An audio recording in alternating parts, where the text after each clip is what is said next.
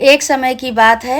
एक बूढ़ी अम्मा थी, उनके एक पुत्र और एक पुत्री थी। पुत्री की शादी हो चुकी थी। एक दिन भाई दूज का त्योहार आया। भाई ने अपने माँ से कहा कि माँ, बहन के घर जाने का मुझे आज्ञा दो, मैं बहन के घर जाऊंगा। तब बूढ़ी माँ ने कहा, बेटा तेरी बहन तो बहुत लड़ंकी है, वह हर वक्त लड़ती रहती है, तू उसके घर जाकर क्या करेगा। बेटे के अनुरोध करने पर बूढ़ी अम्मा ने उसे अनुमति तो दे दी। भाई अपनी बहन से मिलने के लिए घर से निकलता है। रास्ते में उसे नदी मिलती है। नदी बोलती है, मैं तेरा काल हूँ, तुझे डुबाऊंगी। तब भाई कहता है, मैं कई साल बाद अपनी बहन से मिलने अपनी बहन के घर जा रहा हूँ, उससे मिलकर आऊंगा, तब तुम मुझे उस समय डुबा देना। तो नदी मान जाती है और उसे रास्ता दे देती है। थोड़ा आगे बढ़ता है, रास्ते में उसे सर्प मिलता है। सर्प बोलता है, मैं तुम्हें डसूंगा। तब भाई कहता है, पहले मुझे अपनी बहन से मिलकर टीका लगवा लेने दो, फिर तुम मुझे डस लेना। सर्प भी उसे रास्ता दे देता है। अब वो आगे बढ़ता है। आगे जंगल में उसे एक शेर मिलता है। शेर कहता है, मैं तुझे खाऊंगा। तो भाई उसे भी बोलता है कि मैं पहले अपनी बहन से मिलकर टीका लगवा लूं, फिर लौटते समय तुम मुझे खा लेना। शेर भी उसे रास्ता दे देता है। और अब भाई अपने बहन के घर पहुंचता है और आवाज लगाता है, बहन देख, तेरा भाई आया है, 7 कोस दूर से तिलक कराने तेरा भाई आया है। बहन उस वक्त सूत काट रही होती है। तब उसका सूत टूट जाता है। वह मानता है कि यदि सूत काटते वक्त सूत बीच में टूट जाए तो जिस बहन का इकलौता भाई होता है वह सूत जब तक पुनः जुड़ नहीं जाता तब तक बहन बोलती नहीं है।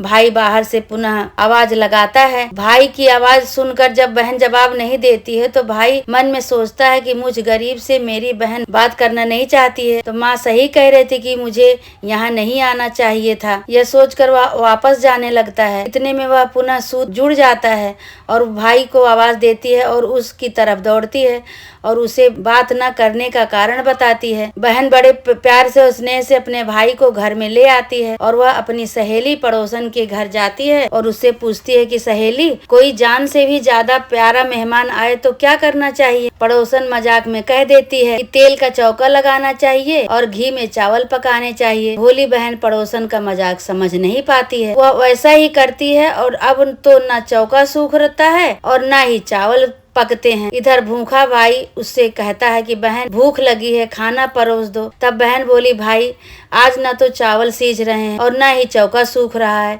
भाई ने पूछा, कैसे तूने चौका लगाया है और कैसे तूने चावल पकाए हैं। बहन बोली, मैंने पड़ोसी सहेली से पूछा था, उसने कहा था कि जान से प्यारा मेहमान आए तो तेल का चौका लगाना चाहिए और घी में चावल चढ़ाने चाहिए। भाई बोला, अरे मेरी भोली बहन, कभी तेल का चौका सूखा है क्या और कभी घी के चावल पके हैं क्या। तू पानी का चौका लगा और पानी में ही चावल पका। ऐसा ही करती है। जब चौका सूख जाता है और चावल पक जाते हैं तब उसने घी और शक्कर डालकर भाई को भोजन कराती है और फिर उसके तिलक करती है। कई दिन बीत जाते हैं। एक दिन भाई बोला, बहन अब मैं घर वापस जाऊंगा, माँ अकेली है। अगले दिन सुबह बहन जल्दी उठकर गेहूं पीसकर भाई के लिए लड्डू बनाती है और कुछ लड्डू बच्चों के लिए रख कर अपने भाई को विदा करती है। सुबह जब बच्चे उठते हैं तो माँ से खाने को मांगते हैं, तब माँ उन्हें वही लड्डू दे देती है।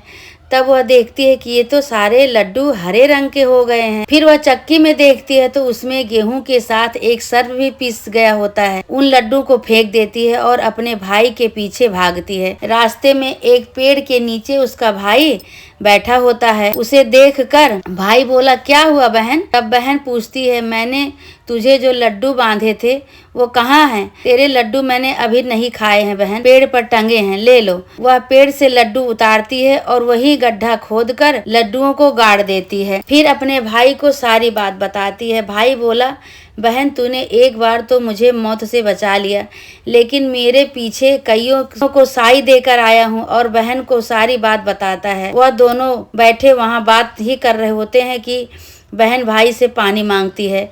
भाई बोला, थोड़ी दूर एक तालाब है, वहाँ से मैं पानी अभी लेकर आता हूँ। बहन बोली, मैं नहीं भैया, मैं खुद जाती हूँ और पानी पीकर वापस आती हूँ। वह पानी पीने तालाब पर पहुँचती है तो देखती है कि वहाँ एक बुढ़िया बैठी है। वह उसके पास जाकर पूछती है कि माँ तुम यहाँ क्यों बैठी हो। तब वह बुढ़िया बोलती है, मैं विधाता हूँ, एक बहन के भाई की तांत गाड़ रही हूँ। तब वह पूछती है, माता वह कौन भाई है? तब वो विधाता बोलती है, एक भाई जिसके प्यार में उसकी बहन ने अपने सर्प की हत्या कर दी। बहन सोचती है यह तो मेरा ही भाई है।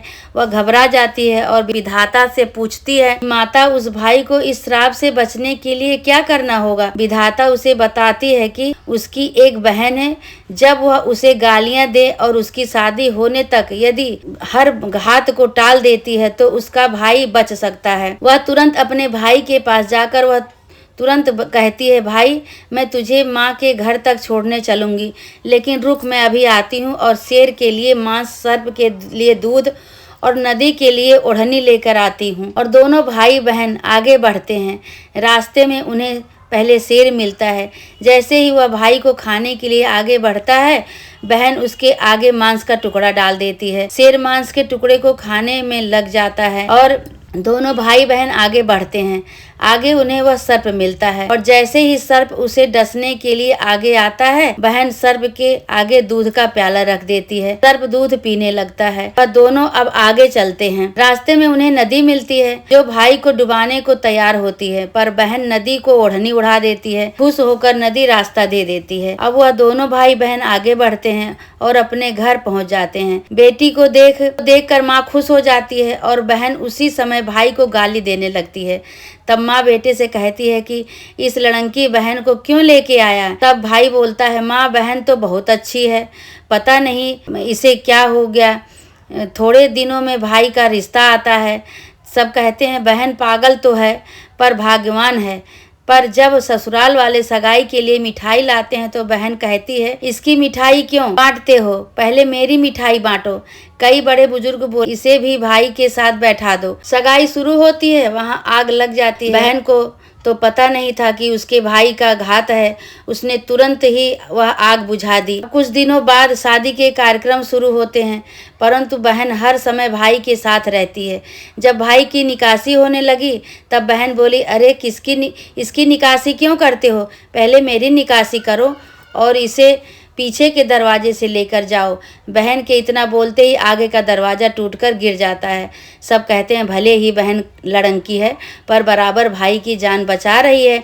जब भाई फेरों में बैठता है, बहन कहती है, इसकी जगह मैं फेरे में बैठूंगी। शादी के बाद जब दूल्हा दुल्हन रात जगती हैं तो बहन कहती है, इसकी नहीं, पहले मेरी रात जगाओ। कई लोग बोले, बीच में पर्दा लगाकर इसे भी साथ में सुला लो। रात में जब भाई और भाभी सो जाते हैं तब वहाँ एक सर्प आता है। बहन तो तैयारी में बैठी थी, वह उसे पकड़कर टोकरी में रखकर सो जाती है। आज वह कई दिनों में निश्चित होकर आराम से सोती है।